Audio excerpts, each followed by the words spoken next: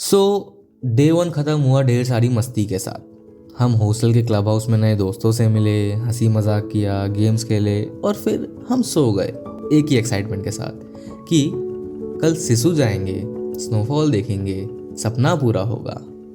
लेकिन वो कहते हैं ना, nature always has its own plan. So अगली सुबह जब आँख खुली तो सिसु मनाली का हिस्सा बन चुका था। जैसे रात भर में कोई जादुई हाथ आया हो और पूरा शहर एक विंटर वंडरलैंड में बदल गया हो। जो मनाली कल देखा था, आज वो कुछ और ही था। If you dance, I'll dance. And if you don't, I'll dance anyway. मैं और राहुल तो इतने एक्साइटेड हो गए कि बिना कुछ सोचे सीधा नीचे चले गए अपना पहला स्नोफॉल एक्सपीरियंस करने। I've got my eye on you. I've got my eye on you. Say yes to heaven. Say yes to me. Say yes to heaven. Say yes to me. It was magic. वो बर्फ इतनी नरम जैसे बादल ज़मीन पर उतर आया हो। वहीं पर हमें मिला एक और नया दोस्त, डॉगेश भाई। क्या है ना, मुझे दोस्ती करना काफ़ी पसंद है, फिर चाहे वो इंसान हो या जानवर, बस दिल साफ होना चाहिए। और फिर आया वो पल जिसका मैं सालों से इंतज़ार कर रहा था। मेरे अंदर का बच्चा ज़ोर ज़ोर से चिल्ला रहा था कि अब वक्त आ गया है अपने बेस्ट फ्रेंड के साथ स्नो फाइट करने का। सो मैंने और राहुल ने जम के स्नो फाइट की और उसके बाद हमने मिल के बनाया एक प्यारा सा स्नोमैन, बिना आँखों वाला। वो हंसी, वो ठंडक, वो मोमेंट, सब कुछ बस परफेक्ट। इन सब के बाद हमने डिसाइड किया चलते हैं वन विहार। और हॉस्टल से वन विहार का रास्ता, भाई साहब, इतना सीनिक था जैसे कोई पेंटिंग चलती हो सामने। और फिर आया वो बॉलीवुड वाला मोमेंट। जब हम वन विहार के गेट से गुजरे तो ऐसा लगा जैसे किसी हिंदी सॉन्ग के सेट पर चल रहे हो। पूरा जंगल बर्फ़ से ढक गया था, पेड़ों की शाखाएं सफ़ेद हो चुकी थी, जैसे हर पत्ते ने रात भर बर्फ़ की चादर ओढ़ ली हो।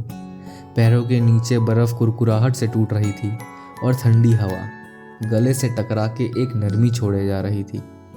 हवा में एक अजीब सी खामोशी थी जो ना सिर्फ सुनाई देती थी बल्कि महसूस होती थी। हर कदम पे एक नई तस्वीर बन रही थी, चांदनी सी रोशनी, सफ़ेद रास्ता और हम दोनों बस खोए हुए किसी फिल्मी ख्वाब में। ऐसा लग रहा था ये पल याद नहीं बनेगा, ये पल कहानी बन जाएगा, वो भी वो वाली जिसमें सिर्फ फीलिंग्स होती है, वर्ड्स नहीं। लेकिन हर कहानी के दो पहलू होते हैं। जितना ये जगह एक विंटर वंडरलैंड थी, उतनी ही टेस्टिंग भी। बर्फ़ सिर्फ पोस्टकार्ड की तरह सुंदर नहीं होता, उसके साथ आता है कीचड़, भीगापन और रुकावट। चारों तरफ स्लश था, रास्ते फिसलने वाले, शूज़ गीले, कपड़े डैम्प, मार्केट बंद, रोड्स बंद और स्नोफॉल बिना ब्रेक के दिन भर गिरती रही, रात भर भी नहीं रुकी। एक वक्त के बाद हम दोनों ने एक दूसरे को देखा, थोड़ा टेंशन भी था, लाइक अगर ये बर्फ़ कल भी नहीं रुकी तो हम कैसे निकलेंगे, कहीं जा भी पाएंगे कि नहीं। ये सोच के हम उस रात एक लोकल के घर खाना खा के अपने हॉस्टल के कंबल में छुप गए, थोड़े ठंडे, थोड़े उदासी में, पर उम्मीद के साथ कि कल सब ठीक हो। अगली सुबह जब आँख खुली, मनाली एक नई रोशनी में चमक रहा था। बिल्कुल साफ आसमान और माउंट दियो तिब्बा पर सूरज की पहली गोल्डन रोशनी पड़ रही थी। ऐसा लगा जैसे नेचर ने खुद माफ़ी मांगी हो रात की कठिनाइयों के लिए। पर एक छोटी सी प्रॉब्लम थी, बर्फ़ इतनी ज़्यादा थी कि स्कूटी रेंट लेना मुश्किल हो गया। तो हमने डिसाइड किया कैब लेते हैं, एक्सप्लोर तो करना ही है। कैब में बैठते ही सामने दिख रहा था माउंट इंद्रसन, बर्फ़ से ढका हुआ, धूप में हल्की सी चमक लिए हुए, सड़क के दोनों तरफ स्नोफॉल के निशान, और बीच में हम एक कंफर्ट के बबल में, कॉफ़ी की क्रेविंग और ठंडी हवा के बीच सफ़र करते हुए। खामोशी थी, पर उस खामोशी में एक सुकून था। और फिर याद आया, भाई नाश्ता। कैब वाले भैया ने एक राजस्थानी ढाबे पे ले जाके गर्मा गर्म पराठे और चाय खिलाई। भूख भी लगी थी और खुशी भी। कैब धीरे धीरे वैली के एक क्वाइट कॉर्नर की तरफ मुड़ गई, जहां कुल्लू का छुपा हुआ एक स्पिरिचुअल जेम था, माता वैष्णो देवी मंदिर। मंदिर थोड़ा हिल टॉप पर था, जहां तक पहुंचने के लिए कुछ सीढ़ियां चढ़नी पड़ती है। सीढ़ियां छोटी थी, पर हर कदम पर लगता था जैसे कुछ शांत, कुछ पवित्र हो अंदर। मंदिर के अंदर जैसे ही कदम रखा, एक ठंडी सफेद और लाल रंगों से भरा हुआ स्पेस मिला। घंटियों की आवाज, धूपबत्ती की खुशबू और डिवोटीज की हल्की मरमरिंग्स सब मिलकर एक सुकून बन गए थे। वहां रुककर सिर्फ मांगा नहीं, अंदर से फील किया शांति को। मंदिर के बाद हवा थोड़ी और ठंडी हो गई थी, पर दिल हल्का सा वार्म लग रहा था। और फिर हम चल पड़े ब्यास रिवर पॉइंट की तरफ। और भाई क्या नज़ारा था। ठंडी बहती हुई नदी, जिसमें बर्फ के टुकड़े स्लो मोशन में बह रहे थे। हवा चीख चीख कर कह रही थी, ये याद रहेगा। और वहाँ मैंने लिटरली मुंह डाल के पानी पिया। इतना रिफ्रेशिंग लगा जैसे हिमालय खुद अंदर चला गया हो। राहुल हंस रहा था, मैं फ्रीज हो रहा था, पर वो मोमेंट फुल फिल्मी था। फोटोज ली जिंदगी की और इंस्टा की भी। और अब बारी थी उस जगह की जिसके बारे में पिछले 6 महीने से मैंने सुना था कि Naggar, it has a mistake vibe. Naggar river Beas के लेफ्ट बैंक पर 1800 फीट की ऊंचाई पर बसा एक पुराना टाउन, जो कभी कुल्लू किंगडम की राजधानी हुआ करता था। सबसे पहले हम गए नग्गर कासल, एक पुराना वुडन हिमाचली महल जिसमें हिस्ट्री घूमती है। उसके बालकनी से माउंट इंद्रसन का व्यू, भाई क्या ही कहूँ।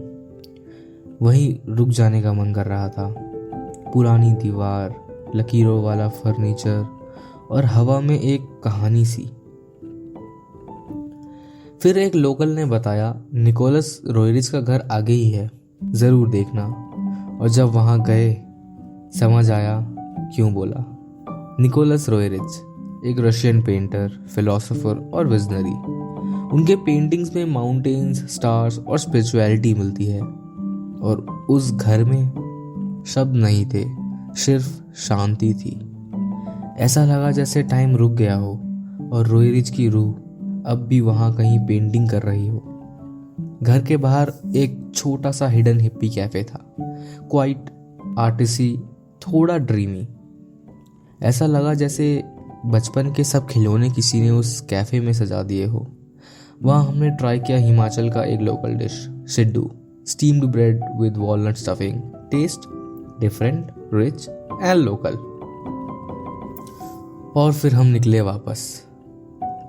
सनसेट हो रहा था, हवा थोड़ी और ठंडी हो चुकी थी और पूरा वैली गोल्डन ऑरेंज में रंग गया था। मनाली का वो सुकून जाते वक्त और गहरा लगता है। टाइम था थोड़ा तो मॉल रोड भी घूम लिया, थोड़ी शॉपिंग, थोड़ा कॉफ़ी और लोकल क्राउड का एक आखिरी झलक। रात को हम फाइनली रवाना हो गए, बस की खिड़की से फोटोज देखते हुए, एक फीलिंग के साथ कि मैंने एक ड्रीम पूरा किया। थोड़ा वक्त लगा पर सुकून मिला। ये ट्रिप मेरी प्लानिंग थी, मेरी डिज़ाइनिंग थी और सबसे ज़रूरी, मैंने इसे खुद जिया।